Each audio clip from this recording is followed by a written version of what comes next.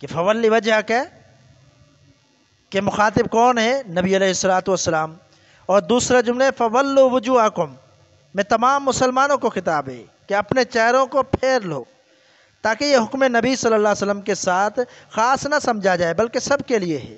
نحمدہ ونصلی ونسلم علی رسولہ الکریم، اما بعد فاعوذ باللہ من الشیطان الرجیم، بسم اللہ الرحمن الرحیم. الذین آتیناہم الکتاب یعرفونہ کما یعرفون ابناءہم، وہ لوگ جنہیں ہم نے کتاب دی اسے پہچانتے ہیں جیسے وہ اپنے بیٹوں کو پہچانتے ہیں.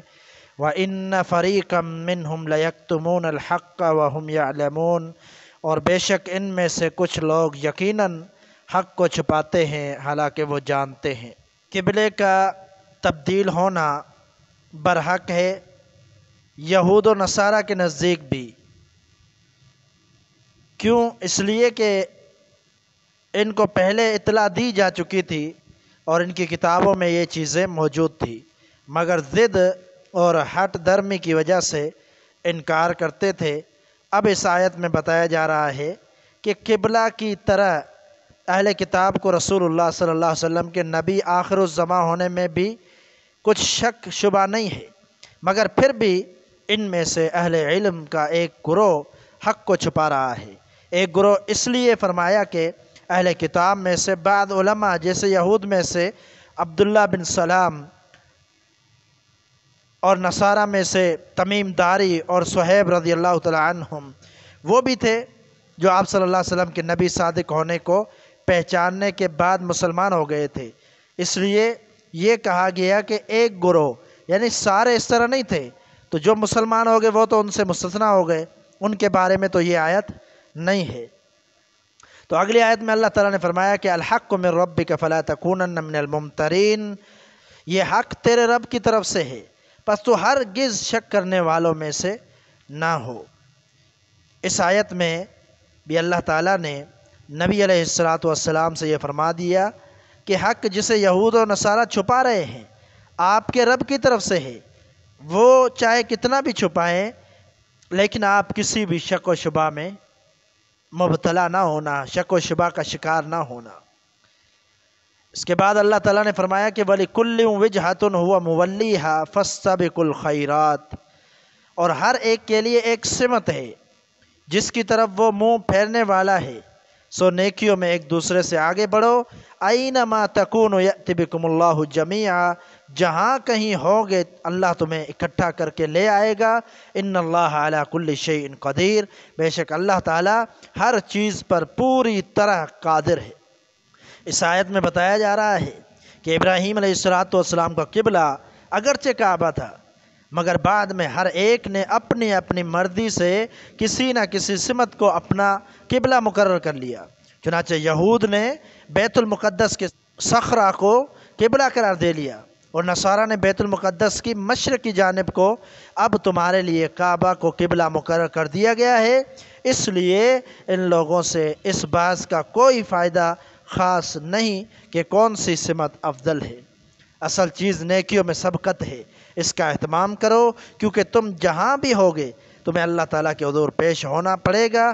جیسا کہ فرمایا نیکی یہ نہیں کہ تم اپنے منہ مشرق اور مغرب کی طرف پھیرو، اور لیکن اصل نیکی اس کی ہے جو اللہ اور آخرت کے دن، فرشتوں، کتاب اور انبیاء پر ایمان لائے اور مال دے اس مال کی محبت کے باوجود قرابت داروں میں، یتیموں میں، مسکینوں میں، مسافروں کے لیے، مانگنے والوں کے لیے، گردنیں چھڑانے میں، اور نماز قائم کرے اور زکوٰۃ دے. اور جو اپنا عہد پورا کرنے والے ہیں جب عہد کریں تو خصوصاً جو تنگ دستی اور تکلیف میں اور لڑائی کے وقت صبر کرنے والے ہیں، یہی لوگ ہیں جنہوں نے سچ کہا اور یہی بچنے والے ہیں. تو نیکیوں میں سبقت میں نماز کو وقت پر ادا کرنا، پہلی صف میں پہلی تکبیر کے ساتھ شامل ہونا، اسی طرح جہاد کی اولین صفوں میں پہنچنا بھی شامل ہے. تو یہاں پر نیکیوں میں سبقت لینے کا حکم دیا گیا کہ ان جھگڑوں میں اور ان خصومات میں پڑنے کی ضرورت ہی نہیں ہے. ہر ایک نے اپنا قبلہ بنایا ہوا ہے۔ اللہ تعالیٰ نے تمہارے لیے قبلہ بیت اللہ کو بنا لیا۔ اب لوگوں کی باتوں کو چھوڑو، ان پر دھیان نہ دو، بلکہ اس کی طرف رخ کرو اور نیکیوں میں سبقت لے جاؤ۔ وَمِنْ حَيْثُ خَرَجْتَ فَوَلِّ وَجْهَكَ شَطْرَ الْمَسْجِدِ الْحَرَامِ، اور تو جہاں سے نکلے سو اپنا چہرہ مسجد حرام کی طرف پھیر لے۔ وَإِنَّهُ لَلْحَقُّ مِنْ رَبِّكَ، اور بلا شبہ یقیناً یہی تیرے رب کی طرف سے حق ہے۔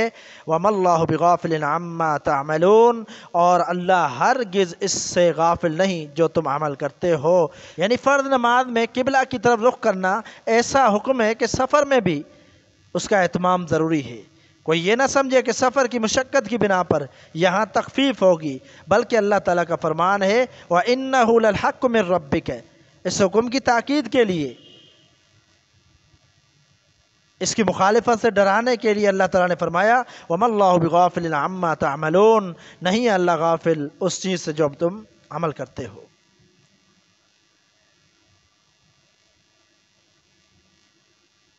پھر فرمایا وَمِنْ حَيْثُ خَرَجْتَ فَوَلِّ وَجْهَكَ شَطْرَ الْمَسْجِدِ الْحَرَامِ، اور آپ جہاں سے نکلے سو اپنا چہرہ مسجد حرام کی طرف پھیر لیں۔ وَحَيْثُ مَا كُنْتُمْ فَوَلُّوا وُجُوهَكُمْ شَطْرَهُ، اور تم جہاں کہیں ہو سو اپنے چہرے اسی کی طرف پھیر لو۔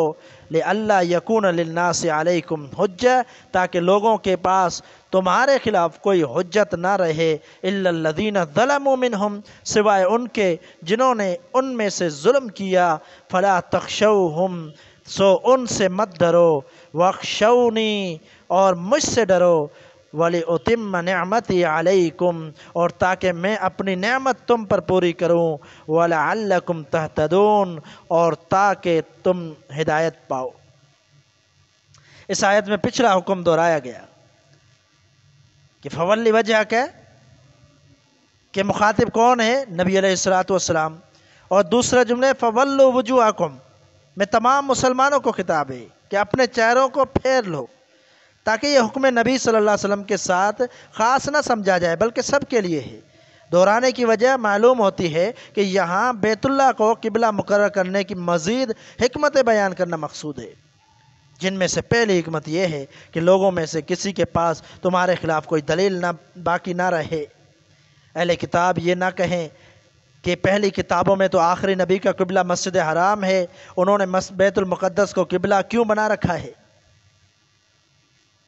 اور کفار عرب یہ نہ کہہ سکیں کہ ملت ابراہیم کا قبلہ تو بیت اللہ ہے، یہ اسے کیوں اختیار نہیں کر رہے؟ دلیل تو ان میں سے کسی کے پاس نہیں رہے گی، البتہ ان میں سے بے انصاف لوگ خاموش نہیں ہوں گے، سو ان سے مت ڈرو، بس مجھی سے ڈرو۔